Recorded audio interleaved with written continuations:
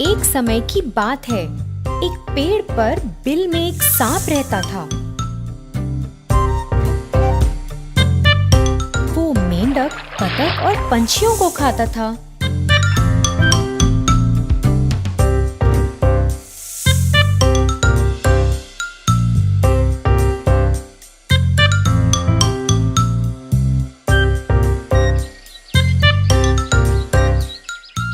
वो दिन में सोता और रात में शिकार करता था। कुछ दिन बाद वो सांप बड़ा हो गया और उस बिल में ना घुस पाया, तो उसने सोचा कि अब वो अपना ठिकाना बदलेगा। अपने नए घर की तलाश करते हुए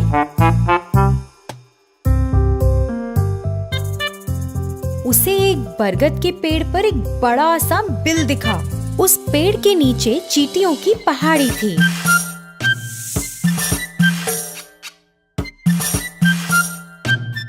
सांप पेड़ के पास आया और बोला, अब से इस पेड़ पर मैं रहूंगा।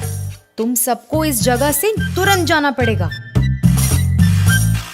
उस पेड़ के आसपास रहने वाले सभी जानवर और पंछी बहुत डर गए थे, मगर चींटियों को कुछ फर्क नहीं पड़ा था। वो पहाड़ी उन्होंने बहुत मेहनत से बनाई थी। सभी चींटियां एकजुट होकर आगे बढ़ी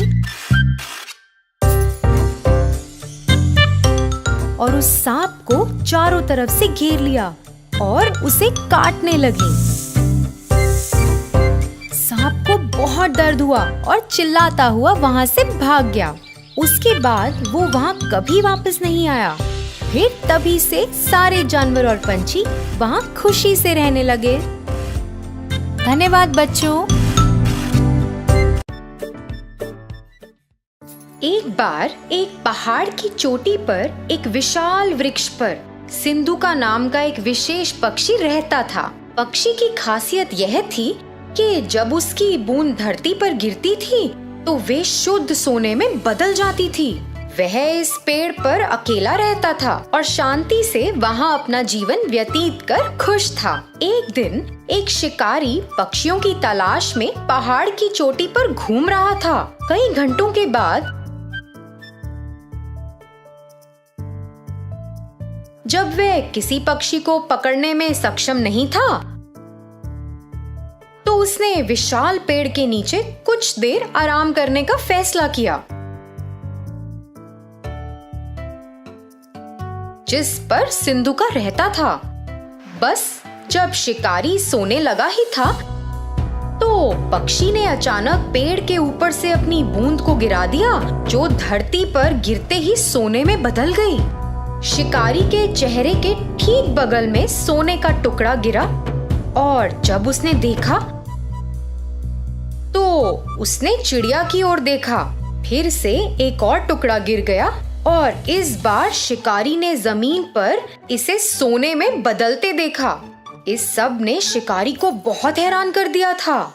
शिकारी सोचने लगा, मैं कई वर्षों से पक्षियों को पकड़ रहा हूँ, लेकिन कभी भी ऐसा पक्षी नहीं देखा, या यहाँ तक कि ऐसे पक्षी के बारे में सुना भी नहीं जिनकी बूंद सोने में बदल जाती है। यह निश्चित रूप से एक विशेष पक्षी है जिसे मुझे पकड़ना है। दुख की बात ये थी कि जब शिकारी ने ऐसा सोचा तो सिंधुका को उसके बारे में पता नहीं था। वह अपने पेड़ पर आराम कर रहा था और शिकारी योजना बना रहा था। शिकारी ने पेड़ पर एक जाल बहुत सावधानी से बिछा दिया जब पक्षी ध्यान नहीं दे रहा था और अंत में जाल में फंस गया। जब पक्षी जाल में फंस गया तो शिकारी ने उसे एक पिंजरे में डाल दिया और घर की ओर जाने लगा। उसी समय सिंधुका ने सोचा कि जाल पर ध्यान न देने के लिए वह कितना लापरवाह था और इसी कारण से बेचारा पकड़ा गया।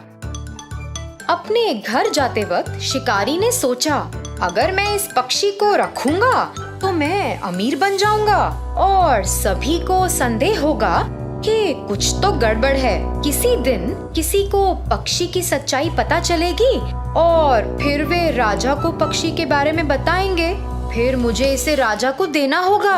लेकिन अगर मैं पक्षी को सीधे ही राजा के सामने पेश करता हूँ तो वह मुझे इस पक्षी के बदले कुछ कीमती चीज देंगे। यह मेरे लिए बेहतर काम करेगा। मैं अपना शेष जीवन राजा की दी गई वस्तु के सहारे जी सकता हूँ। योजना के अनुसार वह सीधे राजा के महल में गया और राजा को सारी बात बताई। उसने राजा को पक्षी दिखाया और राजा एक ऐसे विशेष पक्षी को देखकर बहुत खुश हुआ जिसकी बूंद सोने में बदल जाती है। उसने अपने नौकर को बुलाया।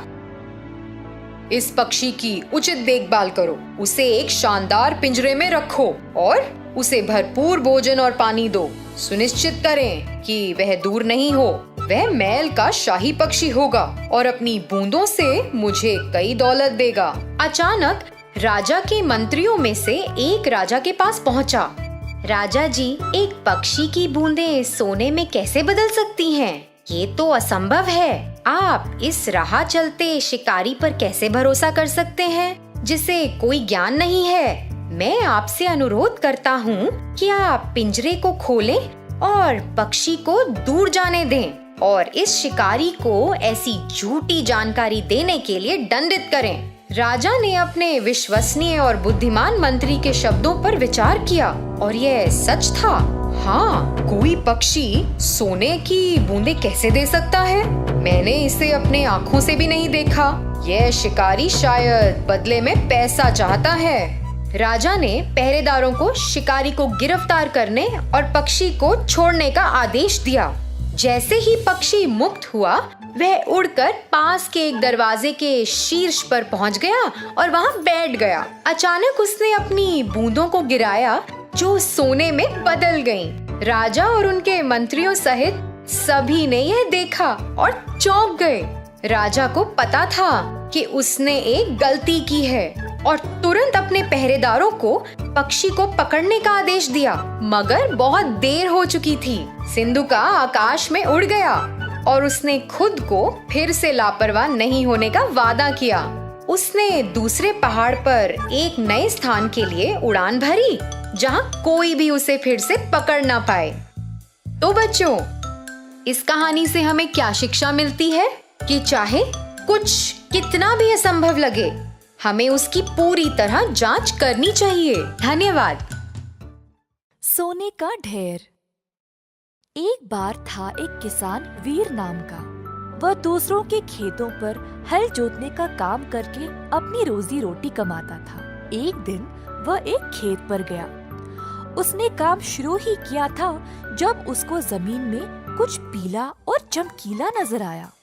मिट्टी हटाकर देखा तो अंदर था सोने का एक ढेर। वीर इतना बड़ा ढेर देखकर चकित रह गया और अपने आप को भाग्यशाली समझा। अपने साथ इस सोने को ले जाना चाहता था, परंतु दिन का समय था और ऐसे खुले आम दिन में इतनी कीमती चीज ले जाना उसको सही नहीं लगा। वीर ने रात को उधर वापस आने का निर्णय लिया और सोने को वहीं पे छुपा दिया।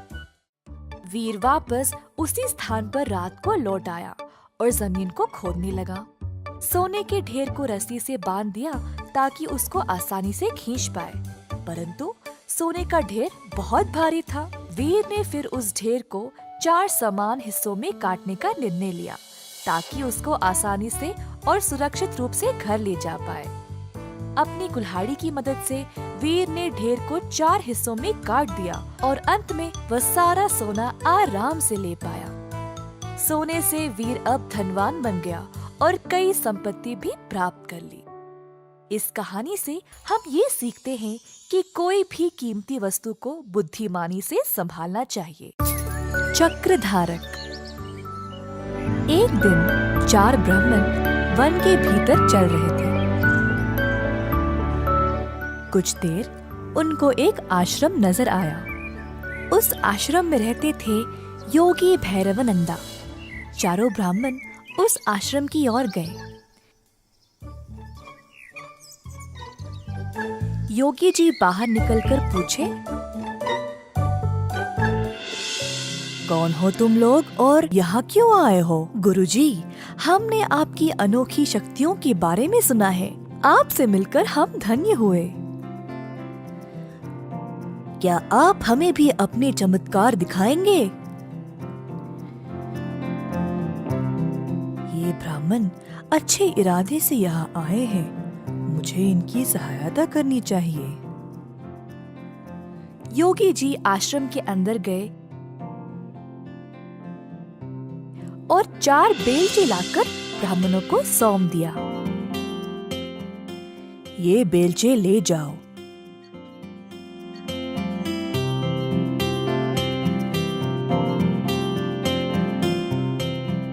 गांव के पास एक छोटा तालाब है और उस तालाब के साथ ही एक अंजीर का पेड़। उस पेड़ के पास जो लाल मिट्टी है उसे खोदो और अपना भाग्य आजमाओ। ब्राह्मणों बेलचे लेकर उसी स्थान पर आ पहुँचे।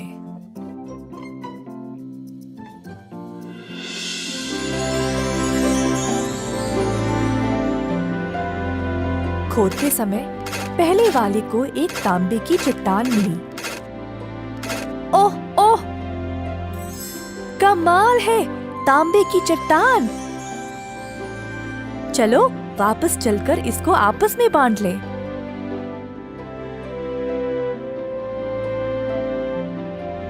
अरे नहीं, हमें सोना चाहिए और जब तक ना मिले खोदते रहेंगे। तुम चाहो तो वापस जा सकते हो। पहला ब्राह्मण संतुष्ट था तो वो वापस चला गया।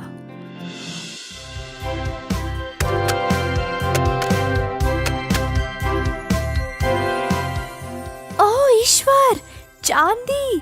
मैं बहुत भाग्यशाली हूँ। चलो इसको आपस में बांट ले। शायद योगी जी इसी खजाने के बारे में बात कर रहे थे।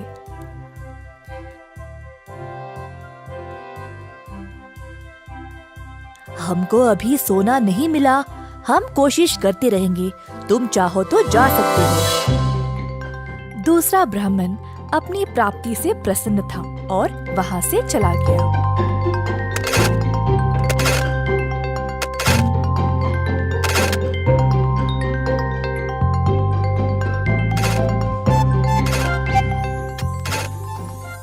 देखो, सोना मिल गया। चलो इसको भोरी में भर के ले जाएं। अरे ना ना, लगता है ये कोई विशेष जगह है। पहले तांबा, फिर चांदी, फिर सोना। अगर मैं और कोशिश करूं तो शायद मुझे हीरे मिल जाए। तुम जा सकते हो, मैं हीरे लेके ही वापस आऊंगा। इतने लालची भी मत बनो, अब अंत में कुछ नहीं मिलेगा। हमको इतना सब कुछ तो मिला है पहले ही। चलो चलते हैं। ना, मैं तो हीरे लेके ही आऊंगा, देख लेना। चौथा ब्राह्मण खोदता ही रहा, थक गया और देर भी हो चुकी थी, परंतु ब्राह्मण ने खोदना बंद नहीं किया। खोदते खोदते जमीन में एक बड़ा सा सुराख बन गया और अचानक से ब्राह्मण उसी में फिसल गिर पड़ा। खुद को उसने कोई अलग सी जगह में पाया। ऊपर उठा तो उसने एक आदमी को देखा जिसके सर पर एक चक्र घूम रहा था। ब्राह्मण हैरान रह गया। तुम कौन हो और यहाँ क्या कर रहे हो? और ये तुम्हारे सर पर चक्र क्या है? ब्राह्मण के ऐसा पूछते ही वो चक्र अब उसी के सर पर आ गया और घूमने लगा। ये क्या है? इस चक्र को मुझसे दूर करो। मैं कुछ नहीं कर सकता, ये सब ईश्वर के हाथ में है। इधर लालची लोग गिरते हैं। अब तुमको इस खजाने की रक्षा करनी पड़ेगी। तुम्हें ना भूख होगी, ना प्यास, और ना ही तुम्हारी उम्र बढ़ेगी। मृत्यु से भी मुक्त रहोगे। पहले ये बताओ, मैं इस चक्र से मुक्त कैसे हो जाऊं? लालची लोग जब ज्यादा खोदने लगते हैं तो वे इधर गिर पड़ते हैं। कोई और तुम्हारी तरह इधर गिरेगा? अरे नहीं, इतनी बड़ी जिम्मेदारी, मैं इस चक्र का भार बर्दाश्त नहीं कर सकता। ये कब से तुम्हारे सिर पर था? नहीं पता। मैं कई वर्ष पहले यहाँ आया था जब महाराज राम का राज चल रहा था। मुझे तांबा, चांदी और सोना भी मिला परंतु हीरों की लालच में मैं भी फिसल गिर पड़ा। बस मेरे पास बोलने के लिए और कुछ नहीं है।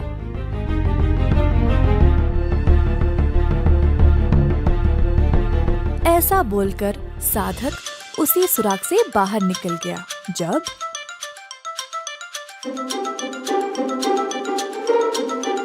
वो तो यही खोद रहा था, पता नहीं कहाँ रह गया।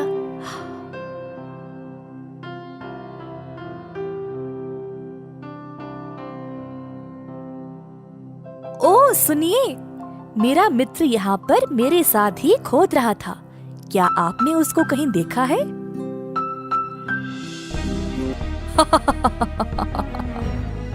साधक हंसने लगा और तीसरे ब्राह्मण को सारी घटना सुनाई।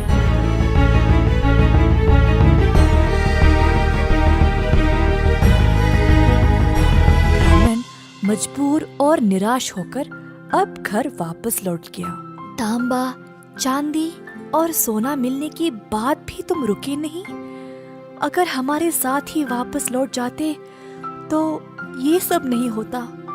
मुझे माफ कर दो दोस्त, अब मैं तुम्हारी कोई सहायता नहीं कर सकता।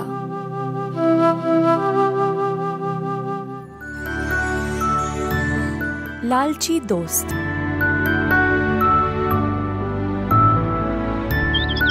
एक गांव में रहते थे 3 दोस्त, बिल्लू, नीलू और पिंकू। तीनों की दोस्ती बड़ी पक्की थी।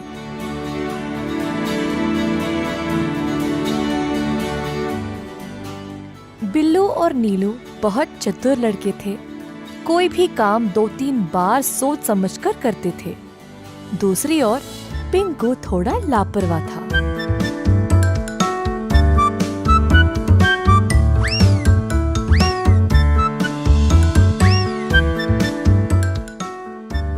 एक बार पिंकू बिल्लू और नीलू के पास आकर बोला, ओ बिल्लू नीलू, आज हमें आम के खेत में जाना था ना, भूल गए?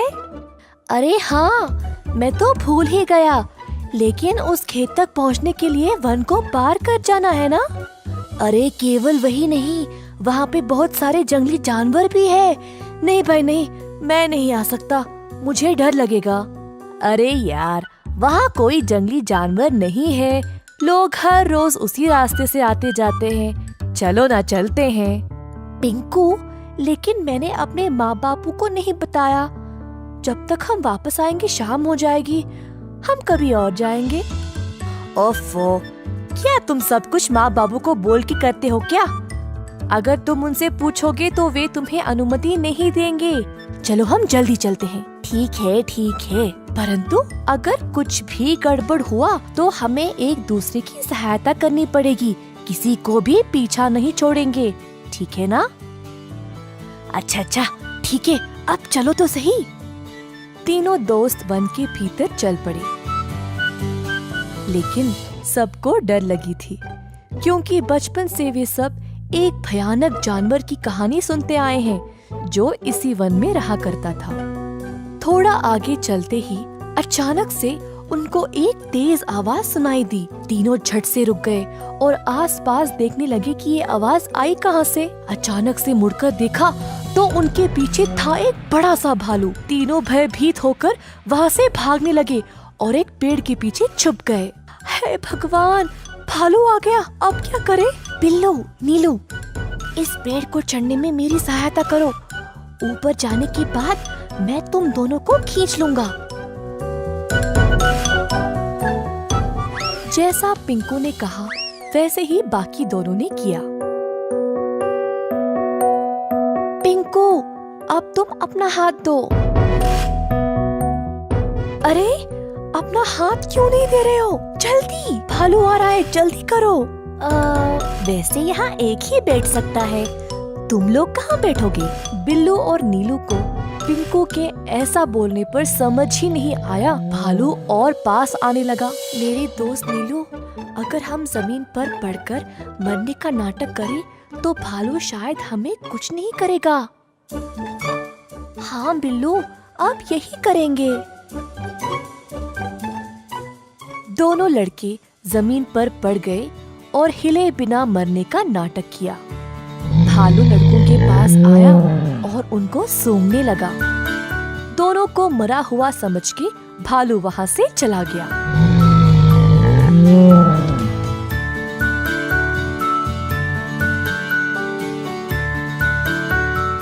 अरे वाह, तुम दोनों ने अच्छे से भालू से छुटकारा पा लिया। बड़े भाग्यशाली हो कि भालू ने तुम लोगों को खाया नहीं। हाँ, बाल बाल बच गए। लेकिन नीलू, भालू तुम्हारे बहुत पास आया था ना? उसने तुमसे कुछ कहा क्या? हाँ, उसने बोला कि तुम जैसों से दोस्ती कभी नहीं करना। मैं तुमसे अब कभी बात नहीं करूँगा। पहले तुम मुझे नीचे उतारने में मदद करो। नहीं पिंकू, भालू ने बोला कि तुम जैसों की सहायता करने में कोई लाभ नहीं। हाँ, तुम वहीं बैठना। अब हम गांव वापस जा रहे हैं। दोनों बहुत निराश और गुस्सा होकर वहाँ से चले गए। पिंकू अकेले पेड़ के ऊपर बैठकर बस उनको देखता रहा। एक समय की बात है जब एक छोटे से गांव में रहता था एक किसान धर्मपाल नामक। धर्मपाल खेती बाड़ी करके खुद फसल उगाता था। उसके पास कुछ पशु भी थे, जैसे मुर्गी, सूअर, बकरा और एक बड़ी सी गाय जिसको वो बहुत ज्यादा पसंद करता था। गाय से उसको काफी प्यार था क्योंकि वह हर रोज बहुत सारा दूध देती थी।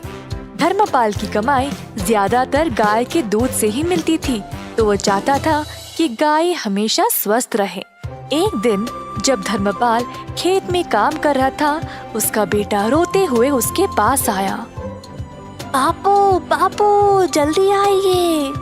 क्या हुआ बेटा? गैया बीमार हो गई शायद। जमीन पर पड़ी है और अजीब आवाजें निकाल रही है। दूध भी नहीं दे रही है। किसान और उसका बेटा तुरंत घर की ओर गए तो देखा कि गैया बहुत कमजोर लग रही थी। जब दूध निकालने की कोशिश की तो दूध भी नहीं निकला। किसान बहुत ही परेशान हो गया। अगर यह दूध नहीं देगी तो मैं क्या करूँगा? बिना दूध के ये तो बेकार है मेरे लिए। हर बार इसके लिए दवाई और देख रेख करने का समय नहीं है मेरे पास। कुछ ना कुछ करके इससे छुटकारा ही पाना पड़ेगा। किसान को लगा कि अब गाय ठीक नहीं हो पाएगी, तो उसको खड़ा करके वन की ओर चलाते गया। गाय ने बहुत दूध दिया और अब वह उसके लिए बेकार हो चुकी थी। जंगल के भीतर पहुंचने के बाद किसान ने गाय को खुला छोड़ दिया और वहां से चला गया। बेचारी गैया अकेले और असहाय खड़ी रही। थोड़ी देर बाद गाय जंगल से डरने लगी और वहां से निकलने का रास्ता ढूंढने लगी। अपनी हिम्मत जुटाकर चलने लगी। बहुत देर बाद आखिरकार वह खुली जगह पर पहुंच गई, पर उसको पता ही नहीं था कि वह कहाँ आ गई। अचानक से उसने एक छोटा सा घर देखा और जल्दी उसकी ओर चलने लगी। घर तक पहुंचते ही वह थकावट से बेहोश गिर पड़ी दरवाजे के पास। यह एक गरीब आदमी मधु का घर था। सुबह सवेरे मधु बाहर आया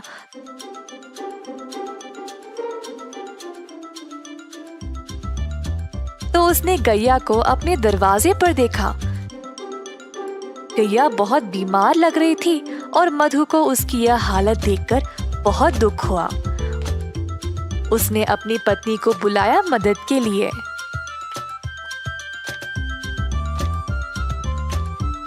ओ सुनती हो, यह बेचारी गैया बहुत बीमार है। इसका ख्याल रखना पड़ेगा। मेरे पास थोड़ा सा घास और चावल है जो यह खा सकती है। मधु ने जो कुछ थोड़ा सा खाना था वो ले आया और गैया के सिर पर गीला कपड़ा रखा। मधु और उसकी पत्नी ने बहुत दिनों तक गैया का ख्याल रखा और धीरे धीरे गैया की हालत बेहतर होने लगी। जल्द गाय अपने आप चलने लगी। मधु गैया से बातें करता था, रोज उसको खिलाते हुए। गैया को भी मधु से बहुत लगाव हो गया। एक दिन जब मधु घर के बाहर सफाई कर रहा था, गैया उसके सामने आ गई। अपना पैर जमीन पर पटका और मजबूती से खड़ी हो गई। पहले मधु को समझ नहीं आया, फिर उसको लगा कि शायद वो दूध देना चाहती है। मधु ने एक मटका लाया और गाय से दूध निकालने लगा। इतना सारा दूध देखकर मधु खुशी से झूम उठा। जल्दी वह अपनी पत्नी को दिखाया, देखो क्या हुआ आज, गौ माता ने दूध दिया है। हम इसको बेचकर अच्छा पैसा कमा सकते हैं। ये तो कमाल हो गया जी, प्रभु ने हमारी प्रार्थना सुन ली। ठीक है, आप जल्दी बाजार जाइए और इसको बेचकर पैसे ले आइए। आज रात हम घर पे दावत करेंगे। तो मधु गया बाजार और दूध बेचकर अच्छा पैसा कमाया।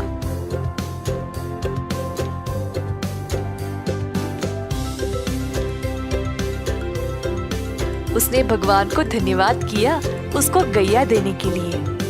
मधु दूध बेचने लगा और जल्द अपने शुद्ध दूध के लिए मशहूर बन गया। गांव वालों को अब केवल उसी का दूध चाहिए था, जिसके लिए अच्छी रकम भी दिया करते थे। इस बात की खबर धर्मपाल तक पहुंच गई। मेरी गैया को चुराने की हिम्मत कैसे हुई इसकी, और अब वह अच्छे पैसे कमा रहा है। मैं अभी जाकर उसको वापस लूंगा, वो तो मेरी गाय है। धर्मपाल गया मधु के घर। मैंने सुना मेरी गैया तुम्हारे पास है और तुम उसका दूध बेच रहे हो।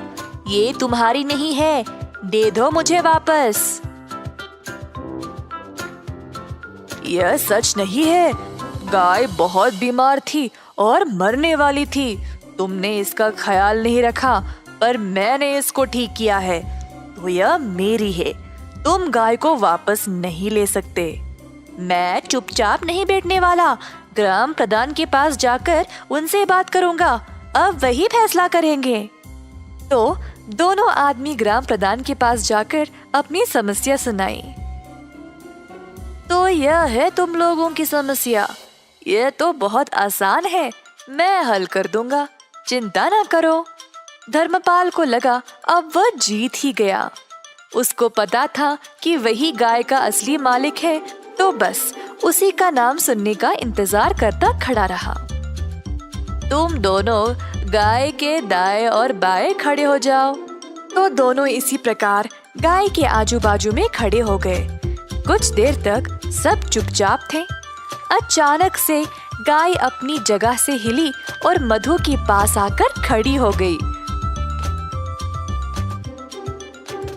अतः ग्राम प्रधान ने यह निर्णय लिया कि गाय मधु की ही है, क्योंकि उसी ने उसको प्यार दिया और उसको अच्छे से ख्याल रखा। अब गैया ने अपना मालिक खुद चुना है, तो मैं इसकी इच्छा टाल नहीं सकता। मधु, ले जाओ अपनी गाय को। मधु बहुत खुश हो गया और गैया को अपने घर ले चला। धर्मपाल निराश होकर पछताने लगा कि उसने गैया को पहले जाने ही क्यों दिया था। इस कहानी से हम यह सीखते हैं कि कठिन समय में अपने वरदान को ऐसे ही जाने ना दें। आपके पास जो है उसको हमेशा महत्व दें।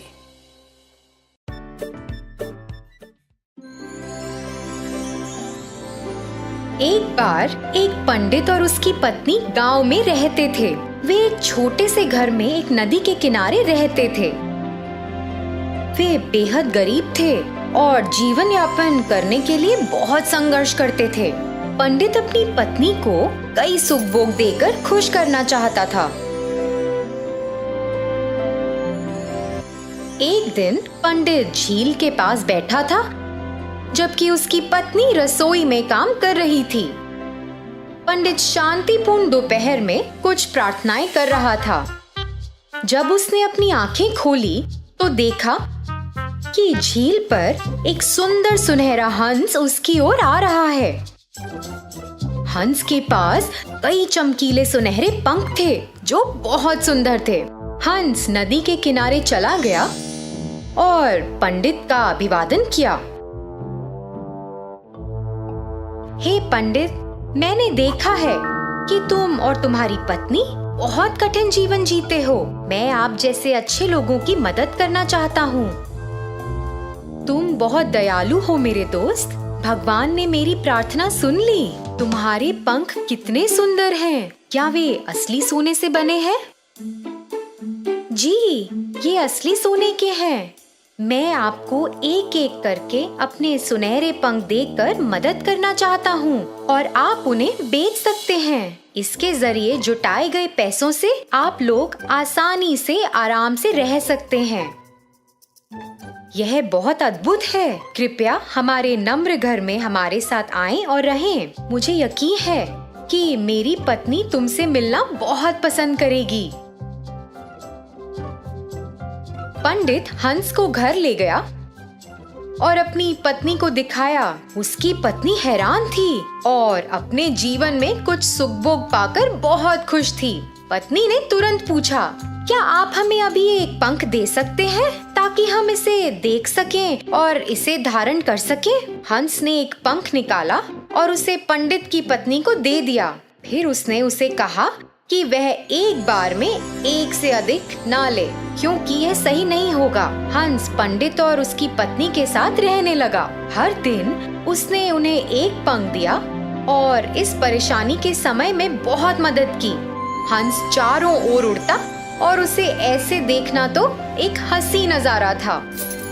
पंडित और उसकी पत्नी बहुत खुश थे और उन्होंने पैसे के लिए पंख बेचना शुरू कर दिया था। एक सुनहरे पंख ने उन्हें पर्याप्त पैसा दिया। पंडित अक्सर अपनी पत्नी को याद दिलाता था कि वे इस उपहार को पाकर बहुत भाग्यशाली हैं और उन्हें इसका दुरुपयोग कभी नहीं करना चाहिए। कई दिन बीत गए और एक दिन पंडित पंख बेचने के लिए बाजार गया। पत्नी घर में खाना बना रही थी जबकि स्वर्ण हंस कोने में सोया हुआ था। अचानक पंडित की पत्नी को एक विचार आया, यह हंस हमारे साथ कब तक ऐसे रहेगा? हमें तो बस इसके पंखों की जरूरत है, लेकिन इस प्रक्रिया में हमें इसे खिलाना है, स्नान कराना है और इसकी देखभाल भी करनी है। हम इस हंस पर भरोसा नहीं कर सकते। ये तो यहाँ से दूर जा भी सकता है और फिर कभी वापस नहीं आया तो हम फिर से गरीब हो जाएंगे। यदि मैं सभी पंख ले लूं तो क्या बुरा होगा? उसके सोते हुए मैं जल्दी से इसके सारे पंख निकाल लूंगी। हमें अपने जीवन में एक भी दिन काम नहीं करना पड़ेगा। हम पंखों को सुरक्षित रूप से संभाल कर रख सकते हैं और जब मन चाहे इस्तेमाल भी कर सकते हैं। पत्नी धीरे धीरे हंस के पास गई और उसे पकड़ लिया। हंस भयभीत हो गया। पत्नी पंख खींचने की कोशिश करने लगी और हंस खुद को मुक्त करने के लिए संघर्ष करने लगा।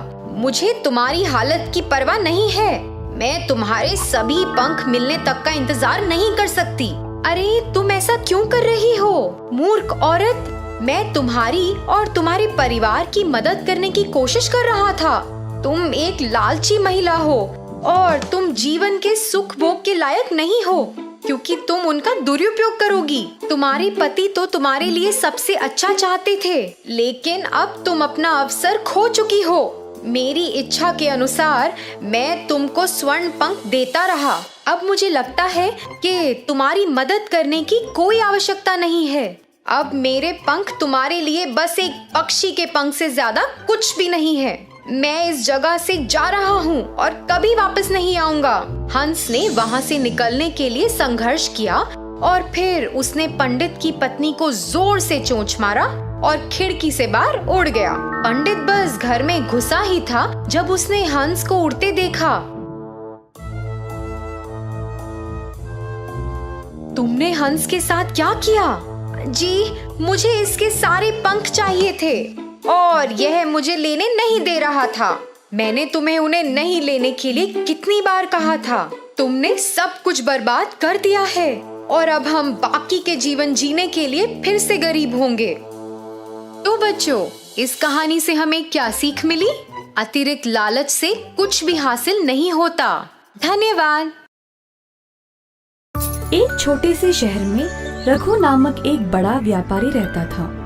वह एक दयालु इंसान था। बहुत सारे लोग उसके घर आते जाते थे और सभी को उसकी मेहमानदारी पसंद थी।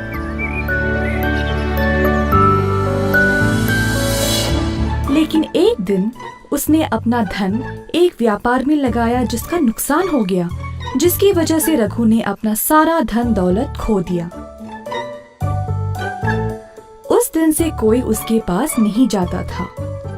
रघु को बहुत अकेला लगने लगा।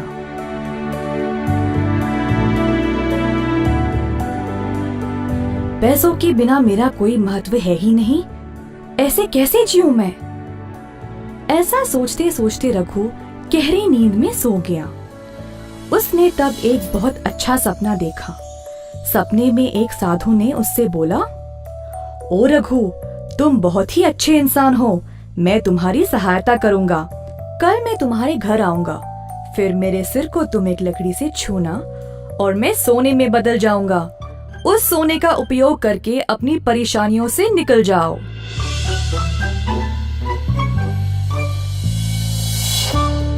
अगली सुबह जब रघु जाग गया तो उसे वो सपना याद रहा। सोच में पड़ गया कि ये सच होगा भी या नहीं। इसी दौरान कोई दरवाजे पर आया।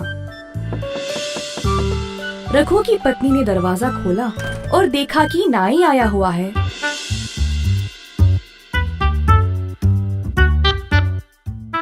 नाई अपने काम पे लग गया और रघु निराश होकर बैठा रहा। फिर से किसी ने दरवाजा खटखटाया।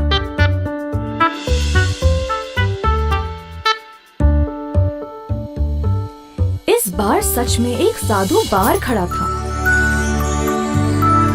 रघु साधु को देखकर आश्चर्य रह गया।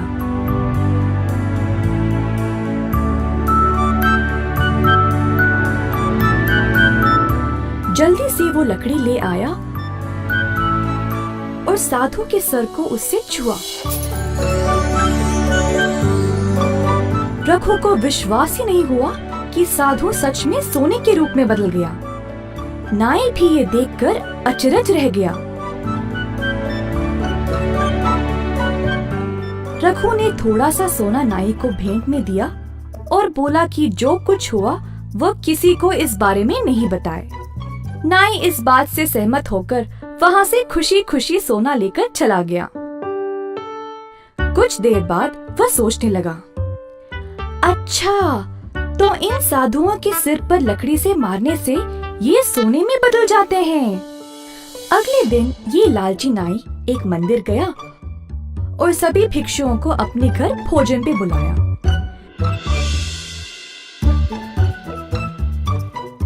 जब साधु उसके घर पहुंचे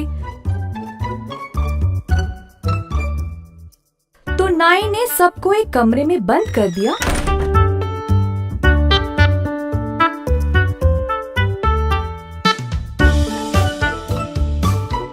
और लकड़ी से सबके सिर पर मारने लगा। बेचारे भिक्षुओं को बहुत जोर की चोट लगी। जैसे तैसे करके सभी वहाँ से भाग गए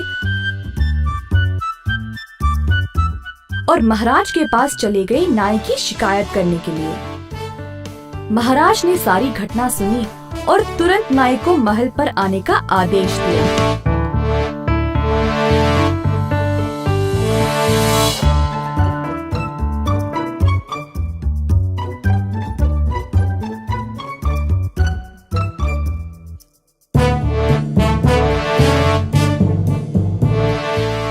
तुमने इन भिक्षुओं को क्यों मारा?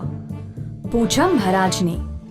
जो कुछ नाई ने रघु के घर पर देखा उसने सब कुछ बताया। फिर महाराज ने रघु को भी उधर बुलाया और उससे भी यही सवाल किया। प्रणाम महाराज। जी हाँ, ये सच है कि वो साधु सोने में बदल गया, परंतु मैंने उसके सिर पर मारा नहीं। लगता है इस नाई को पूरी कहानी पता ही नहीं। रघु ने महाराज को सब कुछ बताया और उसके वो सपने के बारे में भी। आखिरकार महाराज को सब समझ आ गया और उस लालची नाई को उसके कर्मों के लिए बंदी बना लिया।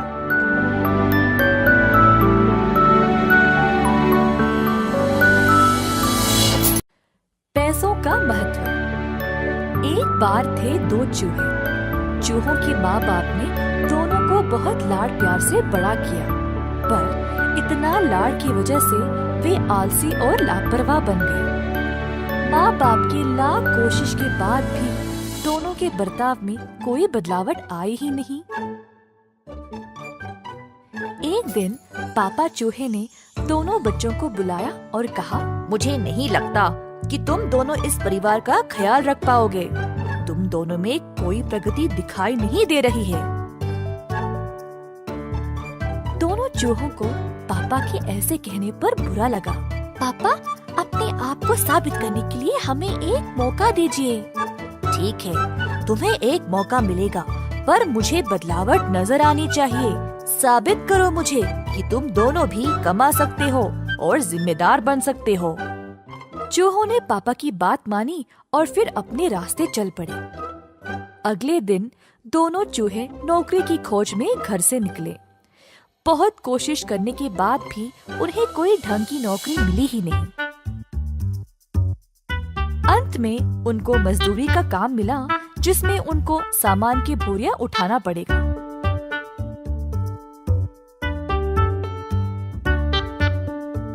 दिन भर मजदूरी करके अपनी पगार लेकर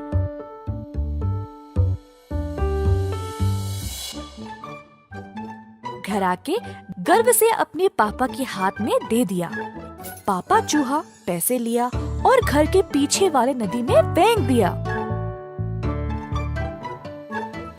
हर रोज चूहे मेहनत से काम करके पैसे लाते थे, पर पापा वही करते थे, पैसों को नदी में फेंकने का काम। एक दिन चूहों का सब्र टूट गया और पापा से पूछे, पापा, हम इतने मेहनत से कमाते हैं और आप हर रोज पैसों को नदी में फेंकते हो। हाँ, आप ऐसे क्यों करते हो? मुझे पता है कैसा लगता है जब हर रोज की मेहनत की कमाई ऐसे रद्दी होती है। अगर तुम दोनों सबसे पहले पैसों का महत्व जानोगे, तब ही खुद पे खुद जिम्मेदार बन जाओगे। दोनों चूहों ने उस दिन अपना सबक सीखा। जो भी काम हो उसको ध्यान से और सोच समझकर करना चाहिए। उस दिन से चूहों ने अपने परिवार का ध्यान रखा और सबको खुश रखने की कोशिश की। एक व्यापारी का था एक जिद्दी और अधार्मिक बेटा बिल्लू।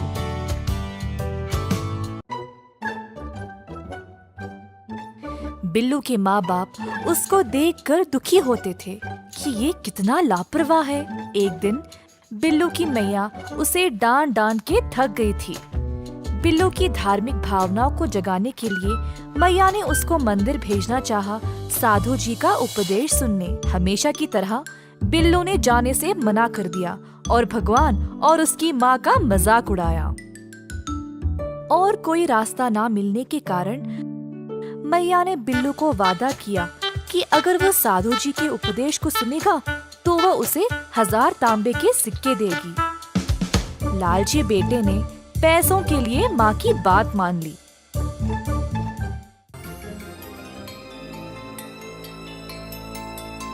प्रवचन के दौरान बिल्लू मंदिर में बैठा रहा। वह प्रवचन के खत्म होने का इंतजार कर नहीं पाया ताकि वह घर जाकर 1000 तांबे के सिक्के ले ले। साधु जी की शिक्षा सुनने के बजाय बिल्लू आराम से सो गया। अगली सुबह बिल्लू घर वापस आया और अपनी मैया से वो 1000 सिक्के ले लिए।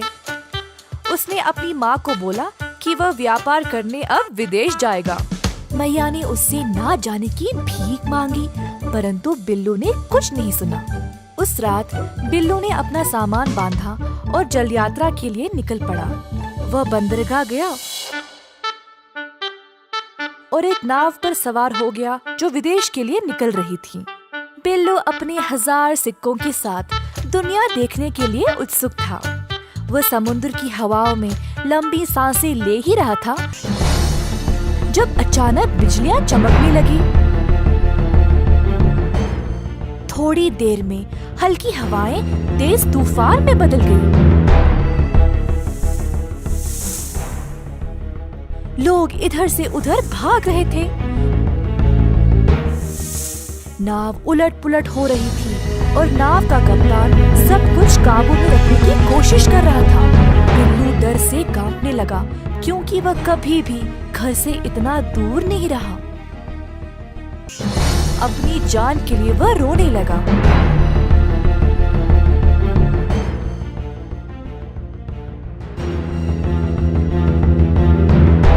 आखिरकार एक लंबी भयानक रात के बाद तूफान गुजर गया, पर नाव बर्बाद हो चुका था। जैसे तैसे करके बिल्लू समुद्र तट तक तैरते हुए आ गया। खुद को रेत पर घसीटते हुए खांसने लगा। जब उसने अपने चारों ओर देखा तो उसे एहसास हुआ कि वह एक द्वीप पर था। उसे अपने इर्द गिर्द एक भी मनुष्य नजर नहीं आया। बिल्लू गला फाड़कर आंसू बहाने लगा। अगर अपनी मैया की बात मानी होती तो आज वह इस परिस्थिति में फंसा नहीं होता। बिल्लू को अपनी अवज्ञा और लालच का भारी रकम देना पड़ा। बाकी चीजों के साथ साथ अपने 1000 तांबे के सिक्कों को भी खो डाला। किसान और लालची बेटा। एक बार रहता था एक गरीब किसान। वह बहुत परिश्रमी था, पर इतना मेहनत करने के बावजूद भी उसकी खेत में कोई फसल नहीं थी। एक दिन पेड़ के नीचे विश्राम करते समय उसने एक सांप घर देखकर सोचा, शायद ये नाग ही इस खेत का रक्षक है। अगर मैं इसकी सेवा करूंगा तो मेरी खेत भी उपजाऊ हो जाएगी। अगले दिन किसान एक दूध की कटोरी ले आया और कहा, ओ नाग देवता, कृपया मुझे समृद्धि और सफलता का आशीर्वाद दे। सांप ने सारा दूध पिया और एक सोने का सिक्का उसके लिए छोड़ा। सोने का सिक्का? तो ये सच है। ये नाग देवा मेरे लिए शुभ है। धन्यवाद ओ नाग देवता। इसी प्रकार कई दिनों तक चलता रहा। एक दिन किसान को काम के लिए शहर जाना पड़ा। उसने अपने बेटे को बोला, बेटा, हर रोज नाग देवता को दूध देना नहीं भूलना। जी बापू, चिंता मत करो, मुझे पता है कैसे करना है।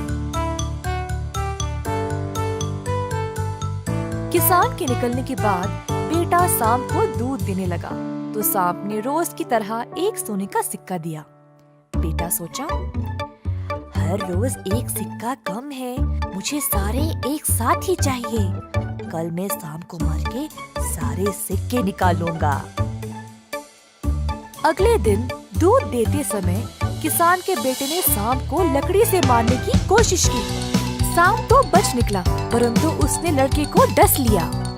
जब किसान वापस आया तो उसे इस घटना का पता चला और वह दुखी हो गया। किसान के बेटे को उसकी लालच की सजा मिल गई। एक समय की बात है, एक गांव में 4 पंडित रहते थे। चारों बचपन से ही दोस्त थे। किताबें पढ़ के उन्होंने खूब ज्ञान प्राप्त भी कर लिया था। मगर उन चारों में एक पंडित था जिसे कभी भी किताबों का शौक ना था। भाइयों, मुझे लगता है हमें अपने इस ज्ञान का सही उपयोग करना चाहिए। हमें शहर जाना चाहिए जिससे हम पैसा कमा सकें। हाँ, ये बहुत अच्छा सुझाव है, पर हमें हमारे साथ विट्ठल को लेकर नहीं जाना चाहिए। अगर वो हमारे साथ आया तो हमें कोई लाभ नहीं होगा। हाँ, एकदम सही बात बोले हो। अरे, तुम ऐसे कैसे सोच सकते हो? हम शुरू से ही साथ में रहे हैं। एक थोड़ा हिस्सा तो हम उसे दे ही सकते हैं। हाँ, ठीक है।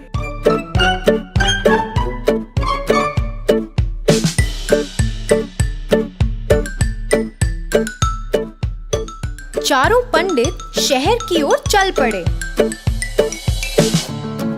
चारों चल ही रहे थे कि एक मक्खी दूसरे पंडित के आसपास मंडरा रही थी। पंडित उससे बहुत तंग हो रहा था। हटाने पर भी वो कहीं नहीं गई। उसे मारने के लिए पंडित मक्खी के पीछे भागा। अरे, तुम उसके पीछे क्यों भाग रहे हो? हम वैसे भी इतना बोझ उठाकर चल ही रहे हैं।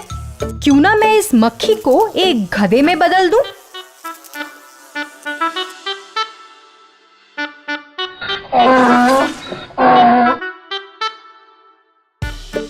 हाँ हाँ, हम अपना सामान गधे पे चढ़ाकर आराम से यात्रा कर सकते हैं। एक गधा इतना बोझ नहीं उठा पाएगा, तो आप अपना सामान मुझे दे सकते हो।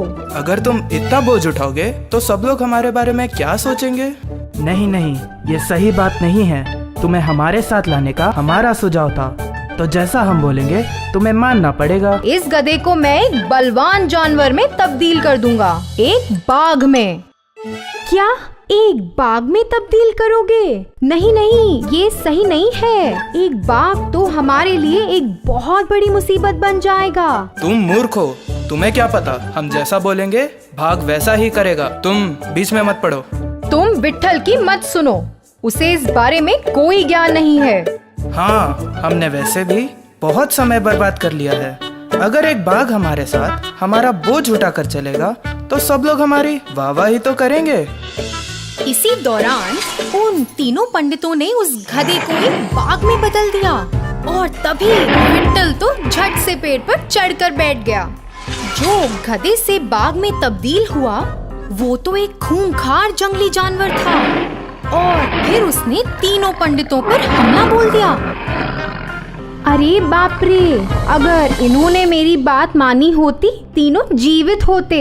तो बच्चों, बिना बुद्धि के हमारी विद्या व्यर्थ है।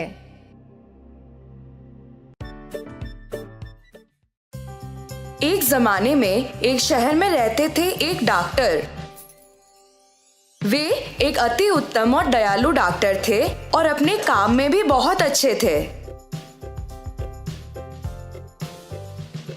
सारे गांव वाले उन्हें बहुत पसंद करते थे और लोगों की मदद करने के लिए हर कोई उन्हें बहुत सम्मान भी करता था।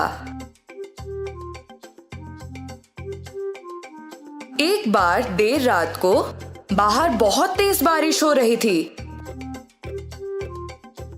और डॉक्टर के दरवाजे पर किसी ने दस्तक दी।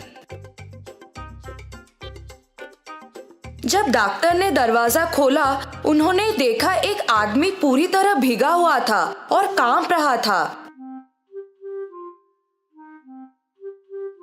श्रीमान, आप कौन हैं? इतनी बारिश में बाहर क्या कर रहे हैं? कृपया मेरी मदद करें। मेरा घर यहाँ से बहुत दूर है और मैं बहुत बीमार महसूस कर रहा हूँ। मैं बहुत कमजोर हो गया हूँ। मुझे नहीं लगता कि मैं घर पहुँच पाऊंगा। कृपया मुझे आज रात यहीं रहने दें और मेरा इलाज करें। अंदर आ जाइए, आप आज रात यहाँ विश्राम कर सकते हैं। वो आदमी बहुत आभारी होकर अंदर आ गया, जबकि डॉक्टर ने उसकी सर्दी और फ्लू दूर करने के लिए उसे कुछ दवाई दी। दूसरे दिन सुबह उस आदमी ने डॉक्टर से कहा कि वो गांव का एक सोनार है और उसे अगर किसी भी तरह की मदद चाहिए तो वो उसके पास आ सकता है। सुनार ने डॉक्टर का शुक्रिया अदा किया और वहां से चला गया। कुछ दिन बीत गए। डॉक्टर अपनी दवाएं बनाने के लिए कुछ आयुर्वेदिक जड़ों और फूलों की खोज में जंगल गए थे। रास्ते में उन्हें बहुत प्यास लगी और वो एक कुएं के पास थोड़ा पानी पीने के लिए रुके। पानी पीते वक्त उन्होंने मदद की पुकार में कुछ आवाजें सुनी। जब उन्होंने थोड़ी दूर देखा तो एक विशाल पेड़ जमीन पर गिर गया था। ऐसा लगा कि उस पेड़ के पास से मदद के लिए आवाज आ रही थी, इसलिए वे उस पेड़ की ओर भागे। पेड़ के नीचे एक बाघ और सांप सभी शाखाओं और पत्तों के बीच फंस गए थे। कृपया करके मुझे बचा लो, मेरा पैर इस पेड़ के नीचे फंस गया है और मैं बाहर नहीं निकल पा रहा। कृपया मेरी भी मदद करें, मैं सभी शाखाओं में फंस गया हूँ और अपना रास्ता नहीं बना पा रहा हूँ। डॉक्टर जंगली जानवरों से थोड़ा भयभीत थे और मदद करने के लिए हिचकिचा रहे थे। चिंता मत करो, मैं तुम्हें नुकसान नहीं पहुंचाने का वादा करता हूँ। डॉक्टर ने बाघ पर यकीन कर लिया और पेड़ को उठा लिया। बाघ आजाद हो गया और डॉक्टर को उसकी मदद करने के लिए धन्यवाद कहा। यदि तुम्हें कभी किसी सहायता की जरूरत हो तो मुझे मदद के लिए पुकारना और मैं तुम्हें बचाने आ जाऊंगा। डॉक्टर ने बाघ को धन्यवाद कहा और सांप को बाहर निकालने लगे। जब सांप आजाद हो गया तो उसने भी डॉक्टर का शुक्रिया अदा किया और वही बोला, आपने मेरी जान बचाई है और मैं भी आपका एहसानमंद हूँ। यदि आपको कभी किसी सहायता की जरूरत हो तो मुझे बुलाएं और मैं आपकी मदद करने आ जाऊंगा। बाघ और सांप चले गए और डॉक्टर वापस घर आ गए। कुछ दिन बीत गए और डॉक्टर दवा बनाने के लिए जड़ों और जड़ी बूटियों को इकट्ठा करने के लिए फिर से जंगल गए। अचानक उन्होंने एक तेज आवाज सुनी और एक तेंदुए द्वारा हमला किए जाने वाले थे। डॉक्टर को कोई और भी शक्तिशाली प्राणी की जरूरत थी। उन्हें बाघ का वादा याद आया और उसे मदद के लिए पुकारने लगे, बाघ, बाघ बचाओ मुझे। बाघ ने डॉक्टर की पुकार सुनी और दौड़ते हुए उन्हें बचाने के लिए आया। उसने तेंदुए को डराकर वहां से भगा दिया। बाघ ने डॉक्टर को उसकी गुफा में आने का न्योता दिया और कहा कि उसे बहुत खुशी हुई कि उन्होंने उसे मदद के लिए पुकारा।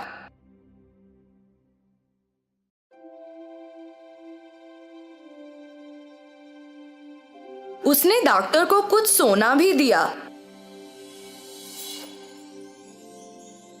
जो उसे जंगल में मिला था और उसके साथ व्यापार करने के लिए कहा। जैसे ही डॉक्टर बाघ के गुफा से निकले, उन्हें सोनार के वादे के बारे में याद आया और वो गांव चले गए।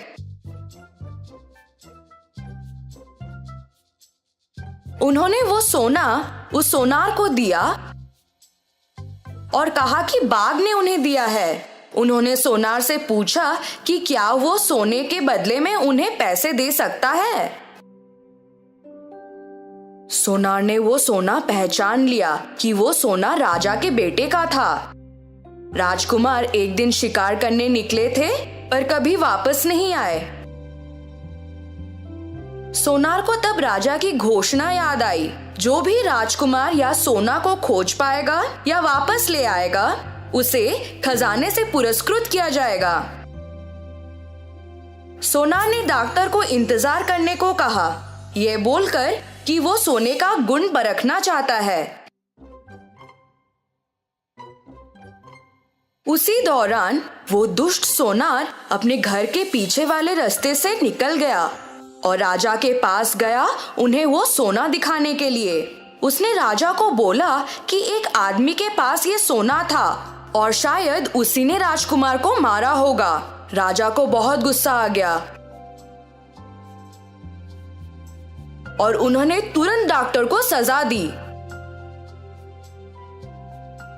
जैसे ही डॉक्टर को जेल में डाला गया, वे चिल्लाने लगे, मुझसे कोई भूल नहीं हुई है। वो सोना मुझे मेरे दोस्त बाघ ने दिया था। सोना झूठ बोल रहा है।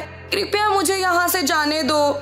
जब डॉक्टर जेल में कैद थे, तब एक चूहा उनके पास आया और उनसे बोलने लगा, मैं तुम्हारी मदद करना चाहता हूँ पर मैं ज्यादा कुछ नहीं कर सकता। किसी ऐसे को पुकारो जो वाकई में तुम्हारी मदद कर सके। शायद वे आ जाएं। डॉक्टर को तब सांप के बारे में याद आया और वे उसको पुकारने लगे, ओ सांप, कृपया आकर मेरी मदद करो। जब सांप आया, उन दोनों ने पूरी घटना के बारे में बात की।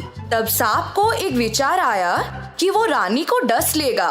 क्योंकि मैं एक अपूर्व और जहरीला सांप हूँ, इसलिए कोई अन्य डॉक्टर मेरे काटने का इलाज नहीं कर सकता है। मैं जाकर रानी को काट लेता हूँ। उसके बाद आप उनकी सहायता करने का प्रस्ताव दें। ये बोलकर कि एक डॉक्टर के रूप में आपके पास अच्छे कौशल हैं। आप राजा के रक्षक तक पहुँच सकते हैं और कह सकते हैं कि आप रानी को बचा सकते हैं। योजना को अच्छी तरह से निष्पादित किया गया।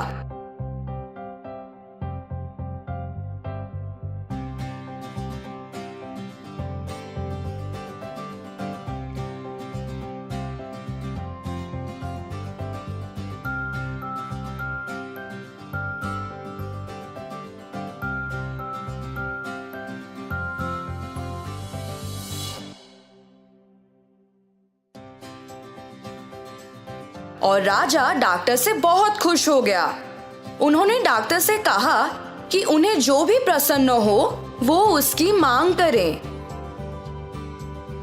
किंतु डॉक्टर ने कहा, मुझे कुछ नहीं चाहिए। उस सोनार ने आपसे झूठ बोला। मुझे वो सोना मेरे बाग दोस्त ने दिया था। कृपया करके आप उस सोनार को सजा दें। राजा को बहुत गुस्सा आ गया और उन्होंने डॉक्टर को छोड़ दिया। किंतु उस सोनार को बंदी बना लिया। तो बच्चों, हमने क्या सीखा? हमेशा हर एक वादे या इंसान पर भरोसा नहीं करना चाहिए। चूहे की शादी। एक बार गंगा के तट के किनारे था एक सुंदर सा आश्रम जहाँ पर कुछ तपस्वी रहते थे शांति से, और गुरु यज्ञ के कुछ चेले जो हमेशा ध्यान करने में मग्न रहते थे। गुरु यज्ञ आत्मा अनुशासन का पालन किया करते थे। एक दिन जब गुरुजी स्नान कर रहे थे, तब एक चील अपने पंजे में एक चूहे को लिए उधर से उड़ रहा था। अचानक से चूहा चील के पकड़ से छूट गया और सीधा गुरुजी के हाथों में गिर पड़ा।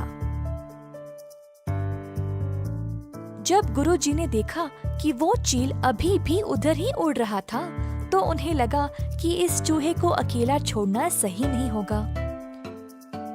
चूहे को एक बरगद के पेड़ के पास रखा और अपना स्नान पूर्ण किया। अपनी शक्तियों का इस्तेमाल करके उन्होंने उस चूहे को एक छोटी सी लड़की में बदल डाला और आश्रम ले गए। उन्होंने अपनी धर्मपत्नी से कहा, मेरी प्रिय, इस बच्ची को एक प्रदान मानकर स्वीकार करो, क्योंकि हमारे पास खुद की संतान नहीं है।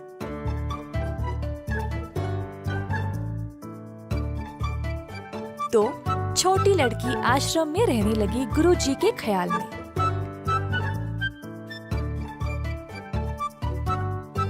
उसने बहुत ज्ञान पाया और दुनिया के बारे में भी बहुत कुछ सीखा। दोनों गुरुजी और उनकी पत्नी को अपनी अनोखी पुत्री पर गर्व था। एक दिन गुरुजी ने ध्यान दिया कि अब उनकी बेटी विवाह के लायक हो चुकी थी। अब क्योंकि वह खुद अनोखी थी, उनको लगा कि उसके लिए कोई अनोखा सहभागी चुनना चाहिए। अगली सुबह अपनी शक्तियों का उपयोग करके गुरुजी ने सूर्य भगवान को बुलाया और कहा, कृपया मेरी पुत्री से विवाह करें। अगर इसकी मर्जी है तो मेरी इच्छा है कि आप इसकी सहभागी बने। परंतु बेटी ने बोला, पिताजी, सूर्य भगवान तो पूरी दुनिया को रोशन करते हैं, पर वे बर्दाश्त के बाहर गर्म हैं और आग जैसे हैं। मुझे इनसे विवाह नहीं करनी। कृपया आप कोई और ढूंढे। गुरुजी सोचने लगे, सूर्य भगवान से भी अच्छे कौन है? सूर्य भगवान ने सलाह दी, गुरुजी, आप बादल राजा से बात कर सकते हैं। वह मुझसे भी महान है, क्योंकि वह मुझे और मेरी रोशनी को छुपा सकते हैं।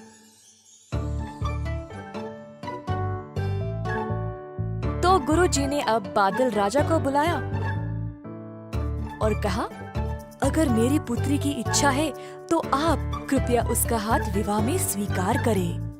परंतु बेटी ने फिर से कहा, पिताजी, बादल राजा बहुत ही अंधेरे, गीले और ठंडे हैं। मुझे इनसे शादी नहीं करनी। कृपया किसी और को ढूंढे। गुरुजी सोचने लगे, अब बादलों के राजा से भी महान कौन है? बादल राजा ने सलाह दी, गुरुजी, आप वायु राजा से बात करें। वे मुझसे भी महान हैं, क्योंकि वे मुझे उड़ा सकते हैं। तो गुरुजी ने अब वायु राजा को बुलाया। अगर मेरी पुत्री की इच्छा है तो आप कृपया उसका हाथ विवाह में स्वीकार करें। परंतु बेटी ने कहा, पिताजी, वायु राजा बहुत ही बेचैन और तेज है। हर समय दिशा बदलते रहते हैं। मुझे इनसे शादी नहीं करनी। आप किसी और को ढूंढे। गुरुजी फिर से सोच में पड़ गए। अब वायु राजा से भी महान कौन है? वायु राजा ने सलाह दी, गुरुजी, आप पर्वत महाराज से बात कर सकते हैं। वे मुझसे भी महान हैं, क्योंकि वे मुझे रोक सकते हैं। तो गुरुजी ने अब पर्वत महाराज को बुलाया और कहा, अगर मेरी पुत्री की इच्छा है तो आप कृपया उसका हाथ विवाह में स्वीकार करें। पर बेटी फिर से बोल उठी, पिताजी, पर्वत महाराज बहुत ही सख्त और कठोर है। वह एक ही जगह रहते हैं। मुझे इनसे शादी नहीं करनी। कृपया आप किसी और को चुनें। गुरुजी सोचने लगे, अब पर्वत महाराज से भी महान कौन है? पर्वत महाराज ने सलाह दी, क्यों ना आप चूहे के राजा से बात करें। वह मुझसे भी महान है, क्योंकि वे मुझ में भी छेद बना सकते हैं।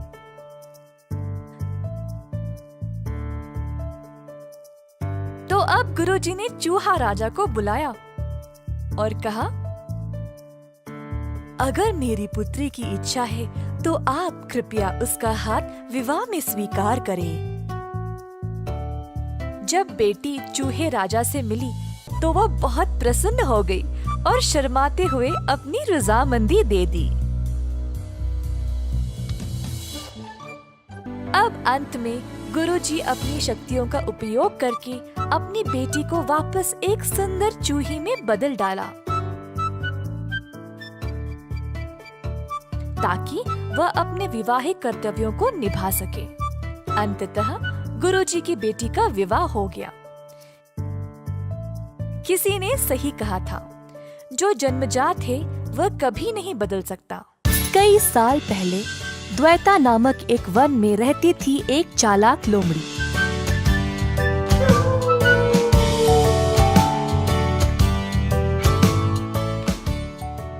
एक दिन तेज भूख के कारण लोमड़ी पूरे वन में खाना के लिए ढूंढ रही थी।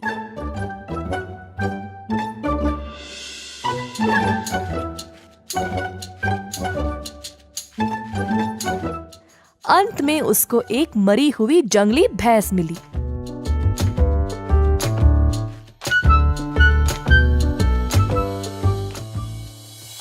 अरे वाह, आज तो बड़ा अच्छा ही दिन है। मैं इस भैंस को 10 दिन तक मजे से खा सकती हूँ, परंतु इसकी चमड़ी तो बहुत मोटी है। मैं उसको चीर नहीं पाऊंगी। अब क्या करूं? उसी समय उस रास्ते से एक शेर गुजर रहा था।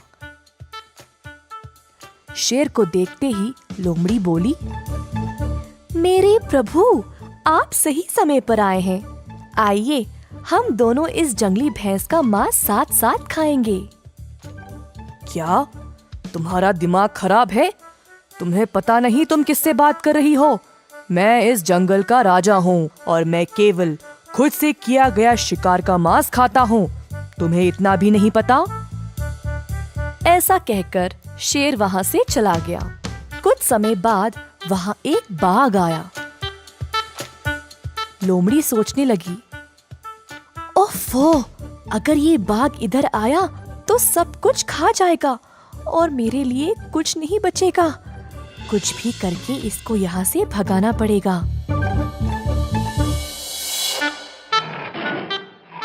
हो लोमड़ी, हट जाओ यहाँ से। मुझे पता चला कि इधर एक जंगली भैंस है। चलो अब यहाँ से जाओ, ये भैंस अब मेरा है। जी, जैसा आप कहें। आपने सही सुना, परंतु इस भैंस को शेर जी ने मारा है और मुझे यहाँ रखवाली के लिए ठहरने को बोला। वे किसी भी समय वापस आते होंगे, तो मैं यहाँ से चली जाऊं? क्या ये भैंस शेर जी का शिकार है? उनका शिकार खाने से बेहतर है मैं भूखा ही रहूं। ऐसा कहकर बाघ भी वहाँ से चला गया। कुछ देर बाद वहाँ एक चीता आया। लोमड़ी जी, क्या आपने इस भैंस को मारा है? मुझे बहुत भूख लगी है मेरे दोस्त, थोड़ा मांस मैं भी खा लूं? मैं तुम्हारी भूख समझ सकती हूँ दोस्त, परंतु ये भैंस शेर जी का शिकार है और मैं यहाँ केवल एक रखवाली हूँ। वह किसी भी समय वापस आते होंगे। एक काम करती हूँ, तुम मांस खाना शुरू करो। शेर जी जब पास आएंगे तब मैं जोर से चिल्लाऊंगी, तुम उसी समय भाग जाना। धन्यवाद मेरी दोस्त, इस जंगल में तुम जैसों की हमें बहुत आवश्यकता है। चीता भैंस की चमड़ी को चीरने लगा। उसी समय लोमड़ी चिल्लाने लगी, भागो मेरे दोस्त भागो, शेर आ रहा है। ये सुनकर चीता वहां से तुरंत भाग गया। अब आराम से लोमड़ी ने पेट भर के अकेले अकेले मांस के मजे लिए।